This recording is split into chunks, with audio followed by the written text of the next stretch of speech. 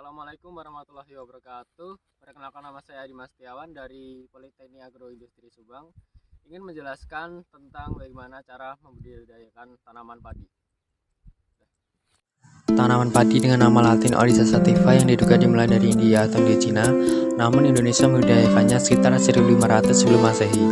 Jenis-jenis padi terdiri dari yang pertama varietas padi lokal, yang kedua padi ketan, ketiga padi wangi, keempat padi pera, kelima padi pulen, keenam padi gugu, dan yang terakhir padi rawa, dan masih banyak lagi jenis-jenis padi yang lainnya. Padi dibagikan berdasarkan kelas benih yang terdiri dari 4 label, yaitu benih label kuning yang disebut bread seed, yang kedua benih label putih yang disebut dengan foundation seed, yang ketiga benih label ungu yang disebut stock seed, yang terakhir benih label biru yang disebut extension seed. Cara menanam padi terbagi menjadi 7 bagian yang saya temukan dari sumber caramenanam.com, yaitu yang pertama persiapan media tanam, kedua pemilihan bibit, yang ketiga persemaian, yang keempat penanaman, yang kelima perawatan lahan, yang keenam penjagaan hama dan yang ketujuh pemanenan. Mungkin sekian dari saya atas sejarah atau pengetahuan tentang pertanian, dan mohon maaf atas kekurangan atau salah kata dari saya. Karena kurangnya pengetahuan tentang pertanian, saya pamit undur diri. Wassalamualaikum warahmatullahi wabarakatuh.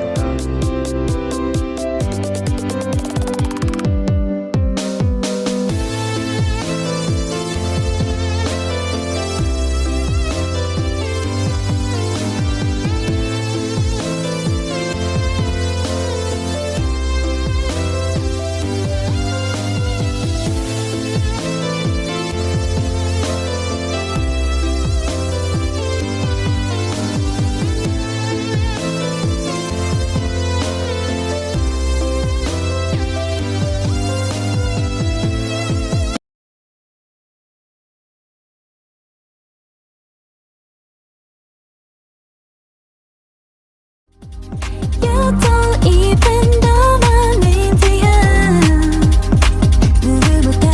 I'm super shy, but wait a minute while I make you mine, make you mine. 달리는 지금도 you're on my mind all the time. I wanna tell you, but I'm super shy, super shy. Assalamualaikum warahmatullahi wabarakatuh. Perkenalkan, nama saya Iko Oktaviani. Saya semester 1 Politeknik Agroindustri. Di sini saya akan menjelaskan tentang timun suri. Timun suri adalah tumbuhan semusim penghasil buah anggota suku labu-labuan.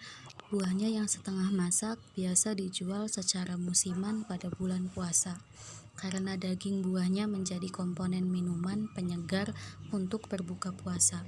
Meskipun demikian, timun suri bukanlah tanaman musiman karena dapat ditanam kapan saja.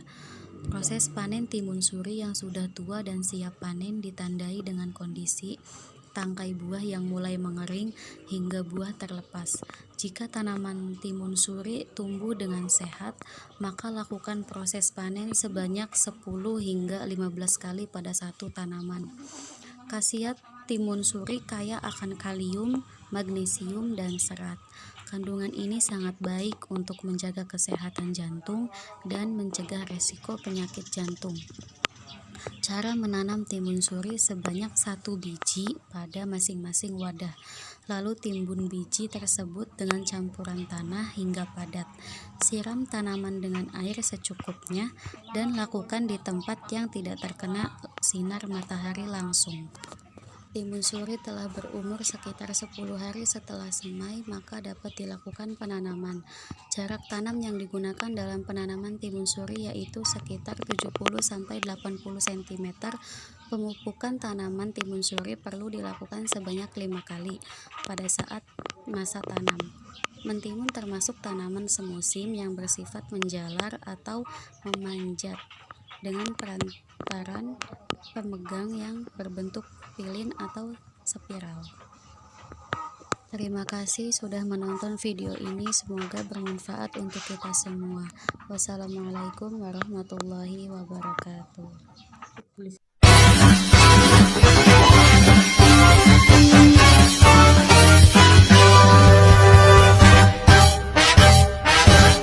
Assalamualaikum warahmatullahi wabarakatuh. Perkenalkan, nama saya Muhammad Dandi Purwanto dari semester 1 Politeknik Agroindustri. Ingin menjelaskan tentang tanaman padi.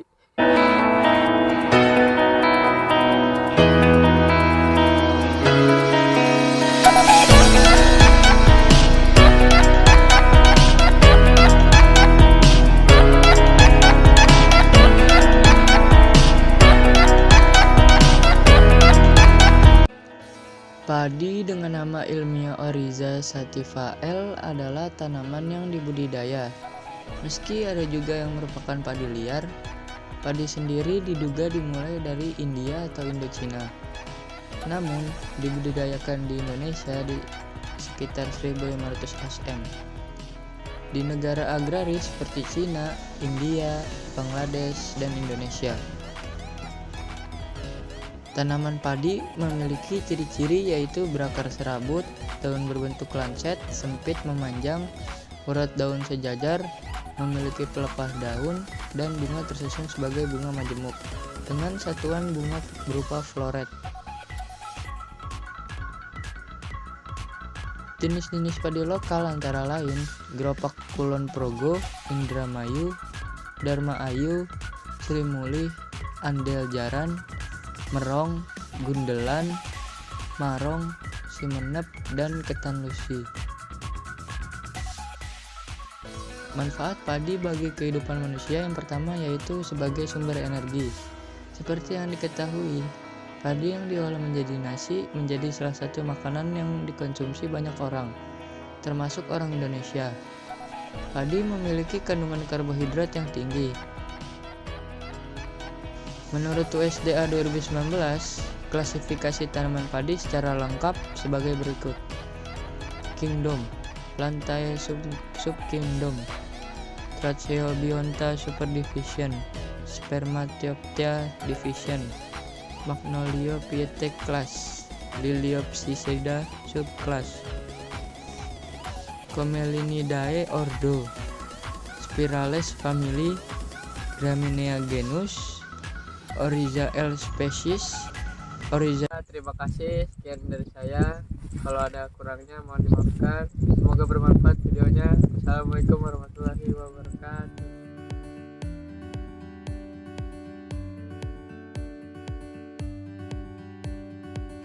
Assalamualaikum warahmatullahi wabarakatuh. Perkenalkan, nama saya Tania Dwianti dari Politeknik Agroindustri, jurusan Teknologi Produksi. Di sini saya akan menjelaskan tentang jambu Jamaika atau biasa disebut dengan jambu bol.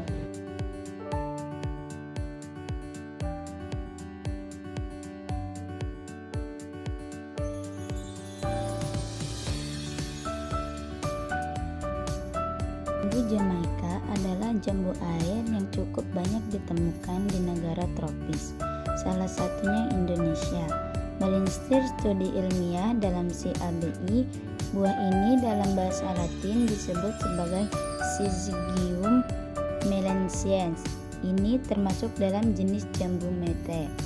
Adapun bentuk buah jambu Jamaika, buah berwarna merah dengan bentuk bulat atau lonjong. Ini juga mempunyai nama Latin yaitu Syzygium melensiens. Hal ini juga membuat buah ini disebut sebagai melayap apel. Walaupun mirip dengan jambu air, jambu Jamaika mempunyai ukuran yang lebih besar serta daging yang lebih tebal. Berkat kandungan nutrisi di dalamnya, ada beragam manfaat jambu Jamaika yang bisa Anda peroleh seperti menjaga kesehatan mata, meningkatkan imunitas tubuh, melancarkan pencernaan, mencegah dehidrasi, menurunkan berat badan, serta memperkuat tulang dan gigi. Mungkin cukup sekian presentasi dari saya atau pengenalan jambu Jamaika ini. Kurang dan lebihnya mohon maaf karena saya masih dalam tahap belajar. Sekian dan terima kasih. Wassalamualaikum warahmatullahi wabarakatuh. Assalamualaikum warahmatullahi wabarakatuh. Nama saya Julki Nur Hadi, mahasiswa Politeknik Agroindustri semester 1. Saya akan memperkenalkan kepada Anda tanaman sirsak. Sirsak, nama latinnya adalah Annona muricata, tumbuhan berbunga yang berasal dari Karibia, Amerika Tengah, dan Amerika Selatan. Di berbagai daerah Indonesia, buahnya dikenal sebagai nangka seberang, nangka landa Jawa, nangka Walanda, sirsak, Sunda. Penyebutan Belanda dan variasinya Jawa, Betawi, serta seberang menunjukkan bahwa sirsak adalah buah yang didatangkan dari tempat lain. Pada kenyataannya, sirsak didatangkan oleh pemerintah kolonial Hindia Belanda ke Nusantara pada abad ke-19, meskipun bukan berasal dari Eropa. Manfaat tumbuhan sirsak untuk kesehatan sudah tidak perlu diragukan lagi. Di antaranya daunnya bisa untuk menangani insomnia, diabetes, sampai mengontrol tekanan darah. Berdasarkan penelitian Dr. Jerry McLaughlin dari Purdue University dan Prof. Dr. Sulkasano Sastrodiharjo dari Departemen Biologi ITB, daun sirsak sangat ampuh digunakan untuk mengobati penyakit kanker. Sekian dari saya, mohon maaf bila ada kata-kata yang salah. Tolong dimaklumi karena saya masih dalam tahap pembelajaran. Wabillahi taufik wal hidayah. Wassalamualaikum warahmatullahi wabarakatuh. Assalamualaikum warahmatullahi wabarakatuh. Perkenalkan, nama saya Ridina Indriani dari semester 1. Saya ingin menyampaikan cara budidaya tanaman labu.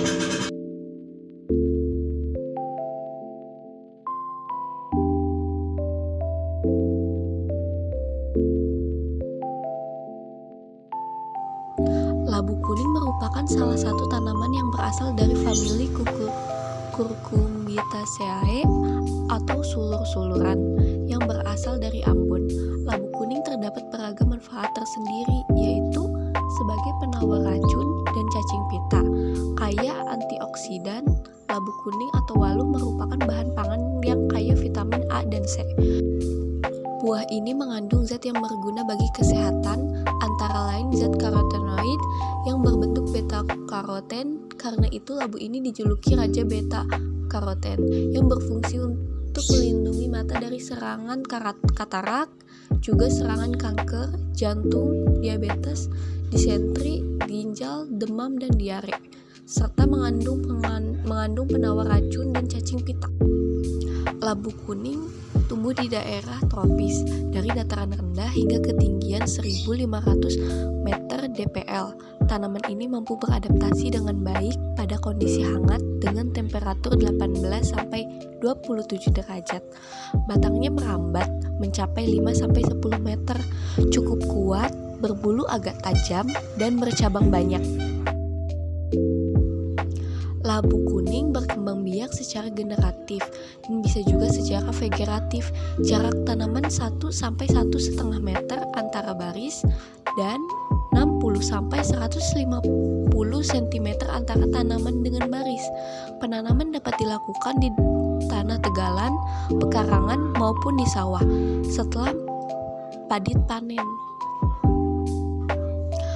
Panen pertama dilakukan pada umur 50-60 hari pertama setelah tanam, dan untuk berikutnya dilakukan dengan interval 2-3 kali di setiap minggu. Untuk kebutuhan benih dilakukan dengan cara memanen pada saat buah mulai menguning dan tangkai buahnya mengering.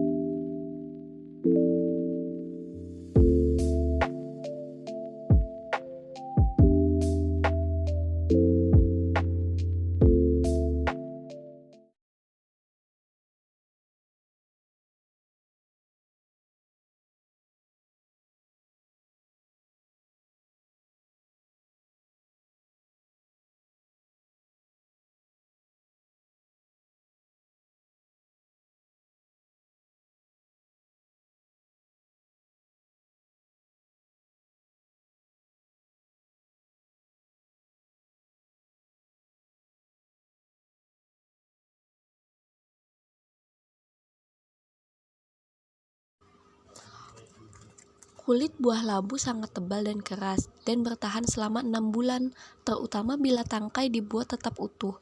Kulit buahnya bisa digunakan untuk menyeragamkan pemasakan buah karena mengandung sumber etilen atau hormon tanaman yang dapat mengatur pertumbuhan, perkembangan, dan kemasakan. Bobot buahnya rata-rata 3-5 kilo. Meskipun memiliki manfaat yang cukup banyak, sayangnya di Indonesia labu kuning belum dibudidayakan secara khusus.